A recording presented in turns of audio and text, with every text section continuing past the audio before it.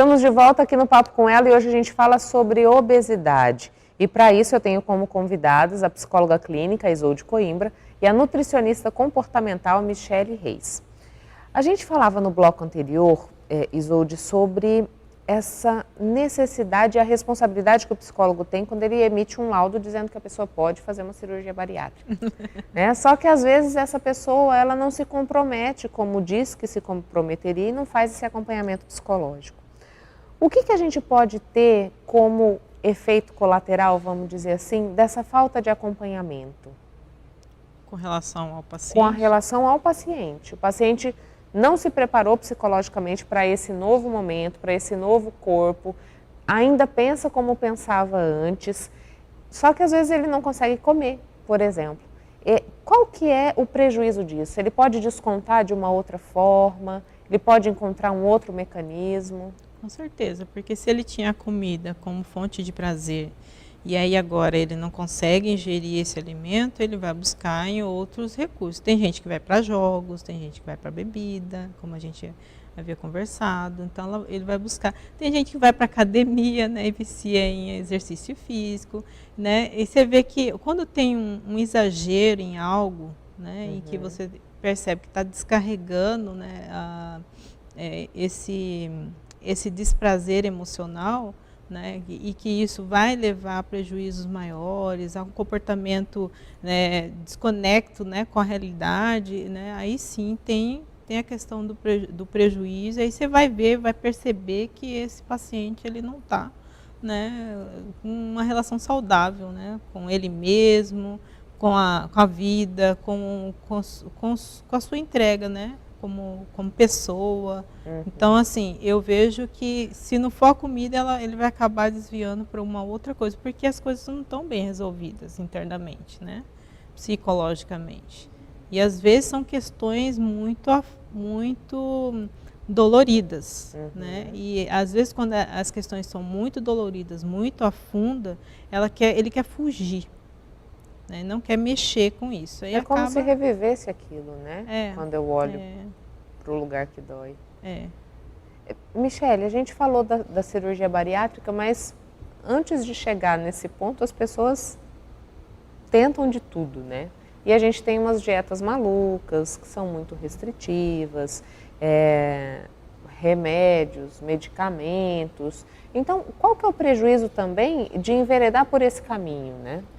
Eu até brinco, assim, eu tenho eu falo assim, dieta da sopa, dieta da lua, cetônica, menos a sua, né?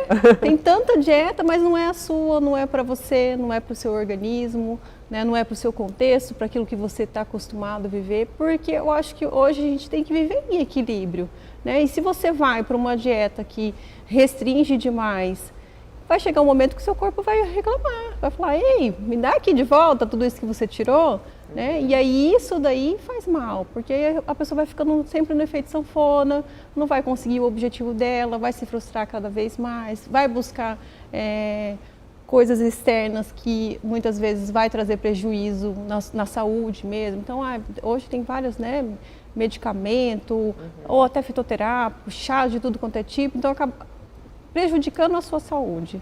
Né? Então, é bastante importante olhar para isso com uma forma mais harmoniosa.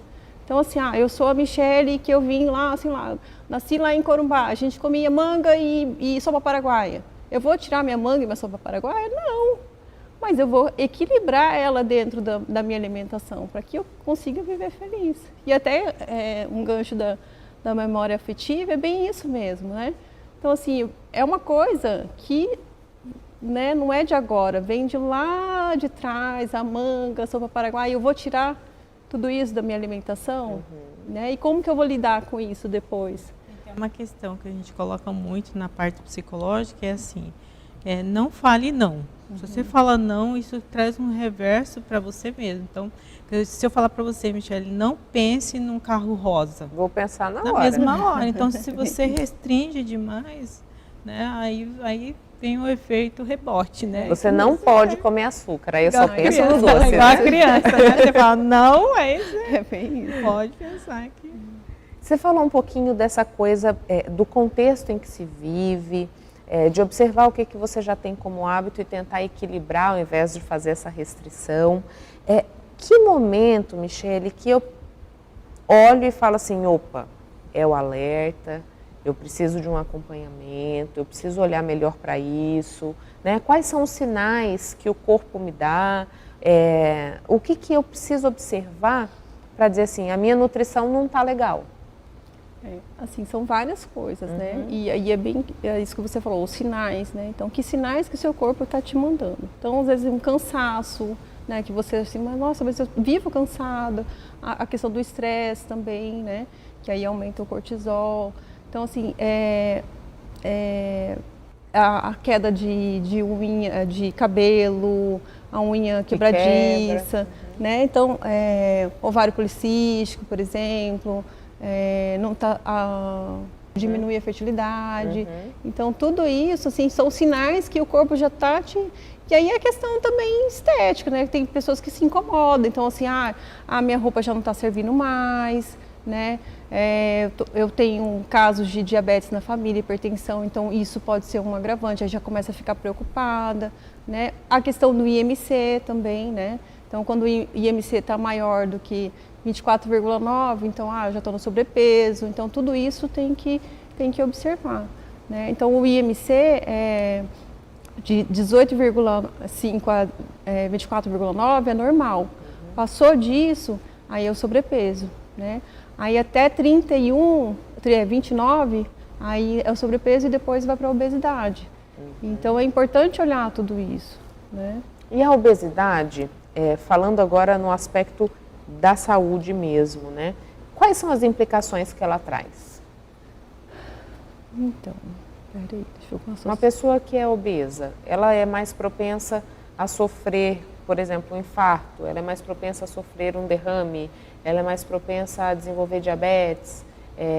Essas são as implicações físicas, digamos assim, que a obesidade pode trazer? São essas implicações, né? E assim, e a questão emocional também, né? Que aí a pessoa fica perdida no sentido de autoestima, ela não tem mais autoestima, ela fica sempre em depressão, fica triste, fica chateado, né? Com essa questão do corpo, da visão, né? Corporal. E nesse processo, Isolde, eu me encontro num corpo no qual eu não me reconheço e eu sofro discriminação, né? Como que fica essa pessoa nesse processo, né? Porque aí ela já não conseguia lidar com questões que ela tinha. Ainda chega a aversão do outro, o ataque do outro. Como que é para lidar com isso? Então, é trabalhar a autoestima, né? Então, normalmente a pessoa fica com a autoestima baixa, né? Tem alguns que têm algumas comorbidades que são a fobia social, né? Ela começa a se isolar, deixar de sair, vai vestir uma roupa, não está bem, sabe? Não quer ir mais em festa. Tem gente que o prejuízo chega a ser grande, né? A produtividade em si, a concentração atrapalha, né? Tem toda essa repercussão para a própria pessoa, né? Então a gente trabalha muito a autoestima, né? E fazer com que ela se veja independente do outro, tá? Porque se ela tem um projeto de eu quero ficar assim, assim tá bom, né? Então que ela se ame do jeito que ela é. Era aí que eu queria chegar, sabe? Porque um ponto é a gente abordar a obesidade, o sobrepeso, pensando no que isso pode trazer de implicação para a saúde física. Mas nem toda pessoa que está acima do peso tem esse problema, tem alguma comorbidade. Sim. E aí é a sociedade aceitar que ela está bem daquele jeito. E tem gente que é gordinha e gosta de ser gordinha. De ser gordinha, tá tudo bem, tá né? Tudo bem. É verdade. Aprender a lidar com a diversidade. Sim, com a crítica do outro, né? Com a opinião do outro, né? O importante de tudo é como ela se vê, né? E como ela pensa, dela mesma, né? O que ela traz para ela, não o que o outro pensa, né? Aí sim o movimento dela vai ser saudável diante das situações. Ela vai numa festa, tô nem aí, né? Porque pensa, eu gosto, eu me amo, eu quero ser assim. E Michele, quando a Isolde fala desse processo de que o outro precisa, não é que o outro precisa aceitar, eu preciso entender que eu estou bem do jeito que estou e não importa o que o outro pensa. Mas a gente chega a pensar que não está legal daquele jeito porque tem um padrão que é imposto socialmente, né? Qual é o papel da nutrição no sentido de desmontar ou fazer com que esse padrão não seja um problema ou não seja justamente utilizado como um padrão? Entender que cada pessoa é de um jeito e cada pessoa tem um porte físico e cada pessoa está bem de um jeito, né? Então, o que eu sempre faço, assim, é perguntar para a pessoa por que você quer emagrecer, né? Qual que é o seu porquê? Porque às vezes são coisas assim que foram instaladas mesmo nela e que nem é a verdade dela, né? E ela está seguindo aquele, ou seguindo a manada mesmo. E aí dentro disso daí a gente, mas... Aí, e outra coisa que vem geralmente com a dieta. Porque a dieta tal para mim deu certo, né? E aí, mas é bem aquilo que eu falei. A dieta tal, que não é a sua. Então vamos lá ver o que seu corpo precisa, quais são os nutrientes que estão precisando nesse momento agora, né? O que você está precisando nesse momento para poder se encaixar e equilibrar, né? E aí assim, eu quero muito emagrecer. Tudo bem, vamos lá, vamos tentar. Mas primeira coisa, por que você quer emagrecer? Por isso que a gente leva muito em consideração pelo histórico de vida, né, familiar, as crenças que foram implantadas, né?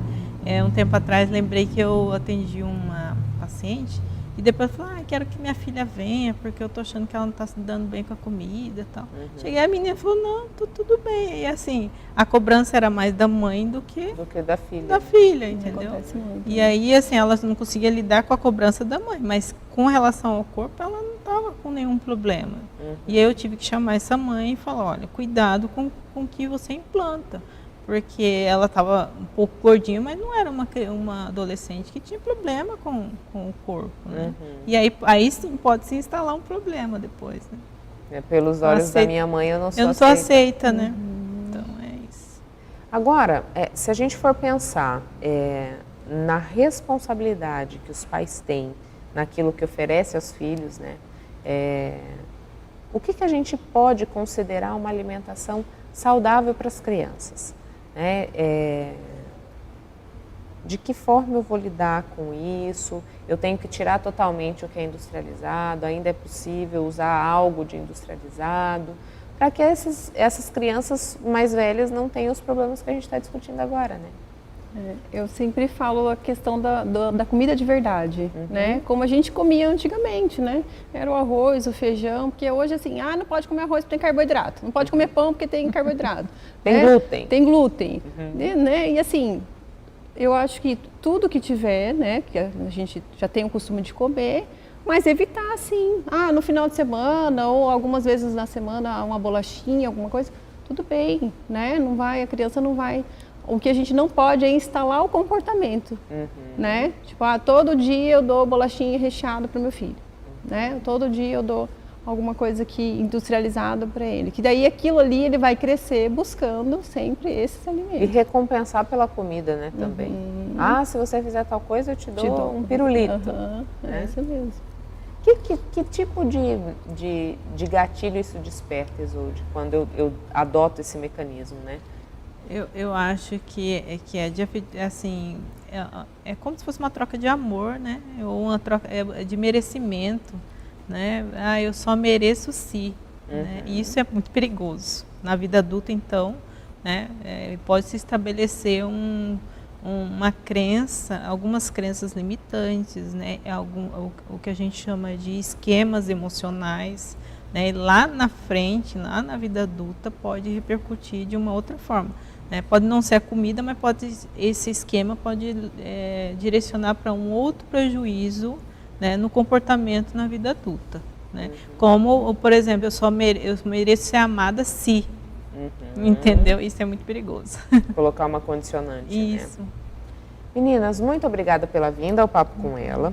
Caso vocês queiram deixar um recadinho para quem está em casa, nesse momento de isolamento, uma dica do que eles podem fazer, de como eles podem passar de forma mais suave por esse momento, sem descontar tudo na comida, né?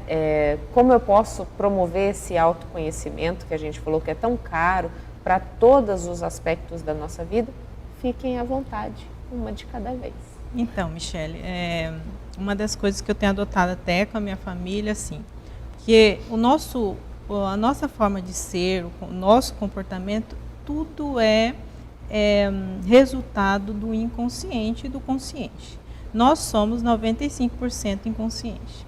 Então, muitas das coisas que vêm à tona na nossa vida, a gente acaba tendo acesso através de sonhos, de terapia.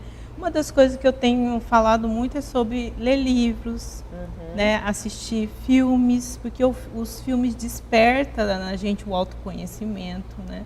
Fazer atividade física. Em casa a gente juntou, né, nós 4, vamos fazer aqui, colocando no computador 20 minutos, a gente tem feito isso. Cuidar do outro melhor. E a outra coisa é selecionar notícias, porque assim, nós temos uma tendência a ser negativo. O ser humano tem uma tendência, o cérebro puxa para o lado negativo. O que a gente tem que puxar é para o positivo. Então, assim, eu tenho procurado assistir filmes, cursos online eu tenho feito, tem um monte de cursos gratuitos que têm surgido, né, na internet, né, policiado nesse sentido. A mente, né, e o cuidado com a alimentação e atividade física. Você pode, né, fazer várias coisas com seus filhos, mas selecionar um pouco a questão negativa em si, que tem vindo muito, né? Michele. Então, o que eu digo para quem está nos assistindo é procurar ter mais momentos em família, que agora a gente não tem, né, outra escolha, mas assim, até de preparar um alimento, de pôr uma mesa bem bonita, né, de comer lá fora, né, na sacada a gente brinca, né, fala, hoje nós vamos comer lá fora. Então fazer coisas diferentes relacionadas à alimentação, que dê um outro olhar para a alimentação, que não seja voltado aquele alimento que só me engorda, entendeu? Que seja prazeroso para todo mundo. Muito obrigada. Obrigada.